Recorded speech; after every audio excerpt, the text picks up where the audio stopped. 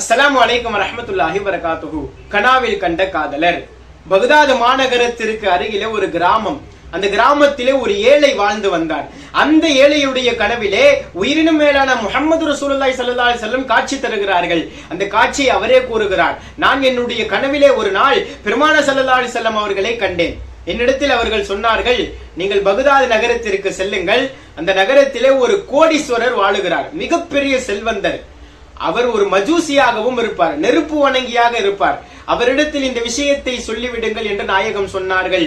உங்களுடைய துவா, உங்களுக்காக செய்யப்பட்ட துவாவை அல்லாஹ் ஏற்றுக்கொண்டு விட்டான் என்று சொல்லுங்கள் என்று ஸல்லல்லாஹு அலைஹி வஸல்லம் அவர்கள் சொல்லிவிட்டு சென்று விட்டார்கள். கனவு முடிந்தது. நான் எழுந்தேன். எழுந்து விட்டு யோசித்தேன், ஒரு மஜூசி இடத்திலே நான் எப்படி சென்று சொல்லுவது? அவரோ ஒரு செல்வந்தர், நானோ ஒரு ஏழை. நான் சொல்லுவதை அவர் எப்படி கேட்பார் என்று பல விதத்தில் யோசித்து விட்டு நாயகம் சொன்னதை செய்யாமல் விட்டு விட்டேன். இரண்டாவது நாள் நான் உறங்கினேன். இரண்டாவது முறையாக ஸல்லல்லாஹு அலைஹி வஸல்லம் அவர்கள் கனவிலே காட்சி தருகிறார்கள். என்னிடத்திலே கேட்டார்கள், நான் சொன்னதை நீங்கள் செய்யவில்லையா என்று கேட்டார்கள். மீண்டும் நான் எழுந்தேன். இரண்டாவது நாளும் நான் இரண்டாவது முறை யோசித்தேன், ஒரு மஜூசி இடத்திலே நான் எப்படி சென்று சொல்லுவது? அவரோ ஒரு மிகப்பெரிய செல்வந்தர், நானோ ஏழை. நான் சொல்லுவதை அவர் எப்படி கேட்பார் என்று யோசித்து சொல்லாமல் விட்டு விட்டேன். மூன்றாவது நாளும் ஸல்லல்லாஹு அலைஹி வஸல்லம் அவர்கள் காட்சி தருகிறார்கள் கனவிலே.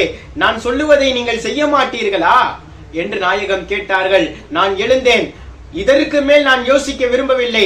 நான் சென்றேன். என்னுடைய பயண ஒட்டகைகளை எடுத்துக்கொண்டு நான் பகதாதிற்கு சென்றேன். பகதாதிலே அந்த செல்வந்தரை விசாரித்து அந்த செல்வந்தருடைய கோட்டைக்கு நான் சென்றேன். அவரிடத்திலே அனுமதி கேட்டேன். உங்களிடத்திலே நான் பேசணும் என்றேன். அவர் என்னை அழைத்தார். அவரை சுத்திலேயும் நிறைய நபர்கள் நின்றிருந்தார்கள். அவரிடத்திலே பணியாளர்கள், அவருடைய உறவினர்கள் என்று நிறைய நபர்கள் நின்று கொண்டிருந்தார்கள். அப்போது அவரிடத்திலே நான் கூறினேன், நான் அல்லாஹ்வின் தூதர் முஹம்மது ஸல்லல்லாஹு அலைஹி வஸல்லம் அவர்களுடைய ரசூலாக, தூதுவனாக உங்களிடத்திலே நான் வந்திருக்கிறேன். நான் உங்களிடத்திலே தனியாக பேச ஆசைப்படுகிறேன் என்பதாக நான் சொன்னேன். அவர் அங்கிருந்த அனைவரையும் அனுப்பிவிட்டார். ஒரு 4-5 நபர்கள் மட்டும் அவருக்கு பின்னால் இருந்தார்கள். நான் மீண்டும் அவரிடத்திலே கூறினேன், நான் தனியாக உங்களிடத்திலே பேச விரும்புகிறேன். உங்களுக்கு பின்னால் இருப்பவர்களையும் அனுப்பிவிடுங்கள். அவர் அனைவரையும் அனுப்பிவிட்டார். அப்பொழுது நான் கூறினேன், நேற்று இரவு ஸல்லல்லாஹு அலைஹி வஸல்லம் அவர்கள் என்னுடைய கனவிலே வந்தார்கள். உங்களிடத்திலே இந்த விஷயத்தை சொல்ல சொன்னார்கள். உங்களுக்காக செய்யப்பட்ட துவாவை அல்லாஹ் ஏற்றுக்கொண்டானாம் என்று சொன்னதும் அந்த மஜூசி கேட்டார், என்ன விளையாடுகிறீர்களா? நான் யார் தெரியுமா என்று கேட்டார். எனக்கு தாராளமாக தெரியும் என்று, எனக்கு நன்றாகவே தெரியும் என்று நான் சொன்னேன். அப்பொழுது அவர் கேட்டார், நான் ஒரு மஜூசியாக இருந்தும் கூடவா எனக்கு இந்த விஷயத்தை சொல்லுகிறீர்கள்? மஜூசி என்றால் நான் நெருப்பு வணங்கி, நான் உங்கள் ஸல்லல்லாஹு அலைஹி வஸல்லம் அவர்களை ஏற்காதவன், அவர்களை ரசூலாக ஏற்காதவன். என்னிடத்தில் நாயகம் இப்படி சொல்ல சொன்னார்களா?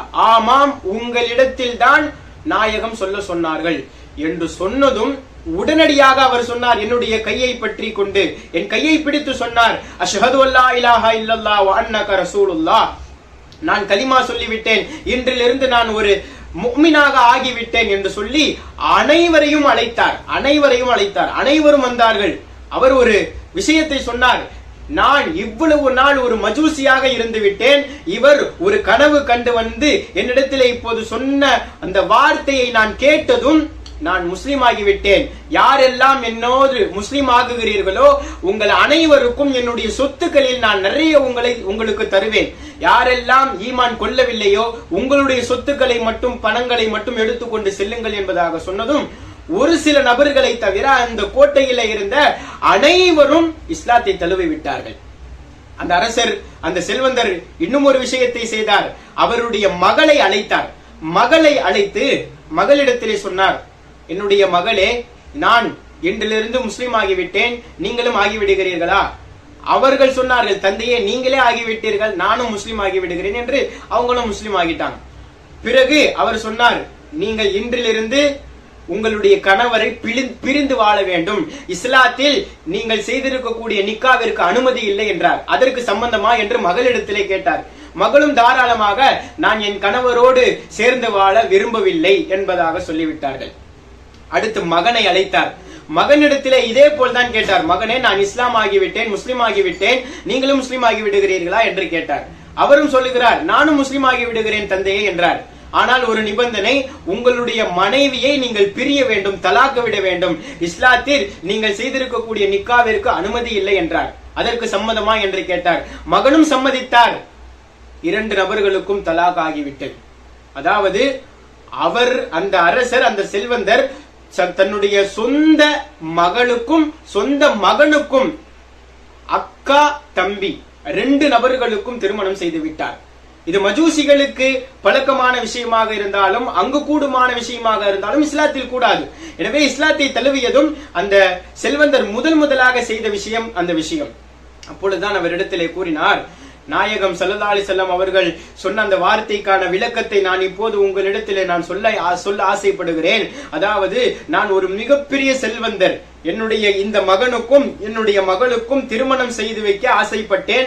அனைவரையும் நான் என்னுடைய அந்த திருமண விருந்துக்காக அழைத்தேன். நான் செல்வந்தர் என்பதற்காக எல்லா ஊர்களிலே இருந்தும் அந்த நிக்காவிற்கு வந்திருந்தார்கள், வருகை தந்திருந்தார்கள். அப்பொழுது ஃபங்க்ஷன் எல்லாம் முடிந்தது, நிக்காவெல்லாம் நல்லபடியாக முடிந்து நான் மொட்டை மாடியிலே சென்று கொஞ்ச நேரம் களைப்பாக இருந்ததால் கொஞ்சம் ரெஸ்ட் எடுக்கலாம் என்று மொட்டை மாடிக்கு சென்று விட்டேன். பாய் விரிக்கப்பட்டிருந்தது, உறங்கலாம் என்று நான் படுத்தேன். அருகிலே எங்கள் கோட்டைக்கு பக்கத்திலே ஒரு வீடு இருந்தது. அந்த வீடு சாதாரணமான வீடு கிடையாது. ஸல்லல்லாஹு அலைஹி வஸல்லம் அவர்களினுடைய குடும்பத்தை சார்ந்த அஹ்லுல் பைத்தினர்கள் வசிக்கக்கூடிய வீடு. அந்த அஹ்லுல் பைத்தினர்களில் ஒரு சின்ன பெண் கூறுகிறார்கள். என்ன கூறுகிற? பெருமானாரினுடைய வாரிசு அந்த குடும்பம். அவர்கள் கூறுகிறார்கள், அவர்களின் தாயை பார்த்து கூறுகிறார்கள், அம்மா, இந்த மஜூசியினுடைய விருந்துகள், அந்த விருந்துகளால் நம்முடைய உள்ளங்கள் எல்லாம் புண்படுகிறது. அந்த விருந்தினுடைய அந்த உணவுகளினுடைய வாசனை நம்முடைய பசியை மேம்மேலும் நோய்வினைப்படுத்துகிறது அம்மா என்று சொன்ன பொழுது அந்த மஜூசி கூறினார், மஜூசி அனைவரிடத்திலேயும் சென்று என்னென்ன உணவுப் பொருட்கள் இருக்கிறதோ அனைத்தையும் எடுத்து வாருங்கள் என்று எல்லா உணவுப் பொருட்களும் எடுத்து வரப்பட்டது. புதிய ஆடைகள் எடுத்து வரப்பட்டது. அனைத்தையும் சென்று நான் அவர்களிடத்திலே கொடுத்தேன். அரசர் சொல்லுகிறார், அவர்களிடத்திலே கொடுத்து, என்னை மன்னித்துக் கொள்ளுங்கள், உங்களுடைய நிலையை நான் அறியவில்லை, எனவே இந்த ஆடைகளை வைத்துக் கொள்ளுங்கள். புதிய ஆடைகளை கொடுத்தார், அனைத்து விதமான உணவுகளையும் கொடுத்தார். கொடுத்ததும் அந்த பெண்மணி சொன்னார்கள், எங்களுக்கு நீங்கள் உதவி செய்து விட்டீர்கள், ஆகையால் எங்களுக்கு உதவி செய்ததால் எங்களுடைய தாதா முஹம்மது ஸல்லல்லாஹு அலைஹி வஸல்லம் அவர்களோடு நீங்கள் மறுமையிலே எழுப்பப்படுவீர்கள் என்று துவா செய்தார்கள். அந்த துவா தான் இப்போது எனக்கு கபூலாகிவிட்டது என்பதாக அந்த அரசர் சொன்னார். ஆக அல்லாஹ்வின் நல்லடியார்களே, பெருமானார் ஸல்லல்லாஹு அலைஹி வஸல்லம் அவர்கள் கனவிலே வந்து ஒரு மஜூசியை அல்ல, அந்த கோட்டையில் இருந்த அத்தனை நபர்களையும் முஸ்லீமாக்கி இருக்கிறார்கள் என்றால் ஸல்லல்லாஹு அலைஹி வஸல்லம் அவர்கள் வஃபாத்தாகவே இல்லை. அவர்கள் இன்றும் ஹயாத்தாக இருந்து அனைவருக்கும் இஸ்லாத்தை சென்று சொல்லிக் கொண்டுதான் இருக்கிறார்கள். பல நபர்களை முஸ்லீம் ஆக்கி கொண்டுதான் இருக்கிறார்கள்.